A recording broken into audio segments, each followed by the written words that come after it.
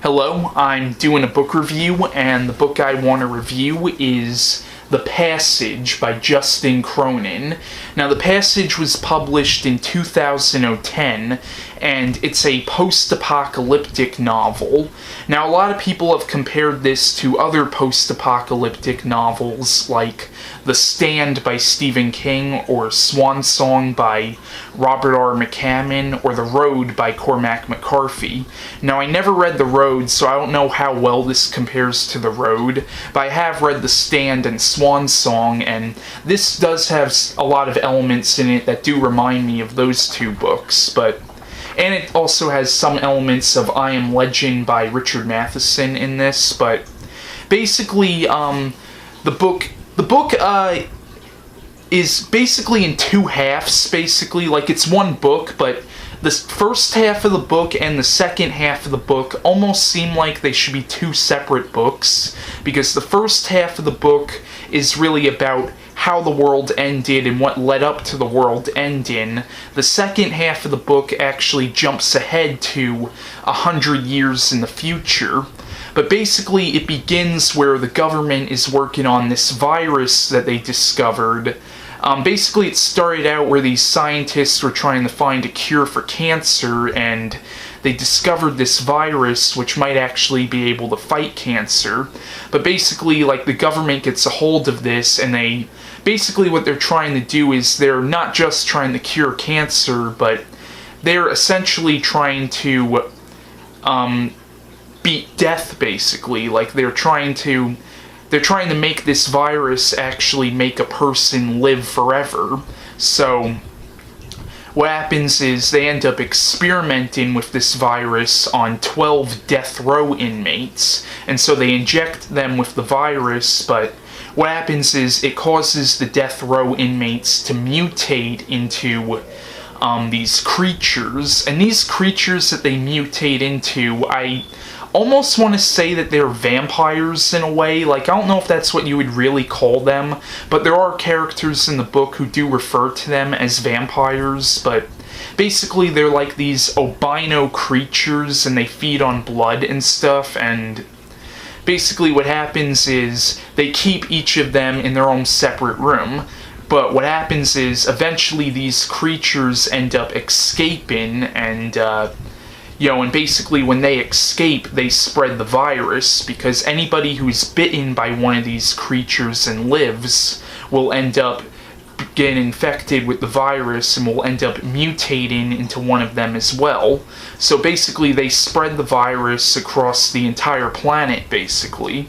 And the main character of the book is this girl named Amy. Basically, the people behind this project, they wanted to test a different version of the virus out on this 6-year-old girl named Amy that they basically kidnapped. Basically, Amy's mother was a prostitute, and her mother ended up giving her away. So they took her, and they knew nobody would miss her, that's why they chose her. So basically they exposed her to, I believe it was like a different form of the virus. But basically, when they expose her to this, they basically succeed at what they were trying to do with this virus on her. Basically, it causes her to live forever, basically. So, the first half of the book, like I said, is about how this all began, but the second half of the book actually jumps ahead to 100 years in the future, and Amy is in the second half of the book as well. And basically, like I said, this virus allowed her to live that long. Basically what the virus did was it slowed her aging process down.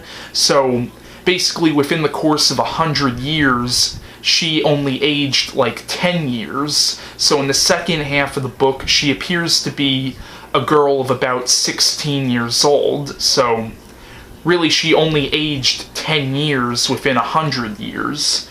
So the second half of the book mostly focuses on, basically in the future, there's this city which is surrounded by these walls, and every night these lights turn on because the creatures don't like light, and this keeps the creatures out. But what happens eventually is Amy ends up coming to this city, and basically, I don't want to give too much away about that, but most of the book actually does focus on this city and a particular group of characters in this city. Eventually, this group of characters and Amy end up leaving the city because I forgot exactly why, but I think they have a feeling that something bad is about to happen in the city. But it's a pretty good book. I definitely recommend it. Now, my only real complaint about this book is, like, really, the first and second half of the book, they almost seem like they should be two separate books, almost. And also, I found the book to be a little slow, but then again, what I find to be slow, other people might not find to be slow. Like, for other people, this might be a faster read, but this book kind of took me a while to get through. And sorry if I'm kind of all over the place. I read this book back in November, so it's not that fresh in my mind, so that's why I'm a little all over the place with this. But even though it was a little slow, I still recommend the book. Now, Justin Cronin, who wrote this book, he's supposed to be writing 2 sequels to this book. Basically, this is the first book in a planned trilogy. The sequel to this book is going to be called The 12, and it's apparently going to be coming out this year, actually, and then the third book is going to be coming out in 2014. I believe it's going to be coming out 2014, but, yeah, I recommend the book, even though I found it to be a little slow.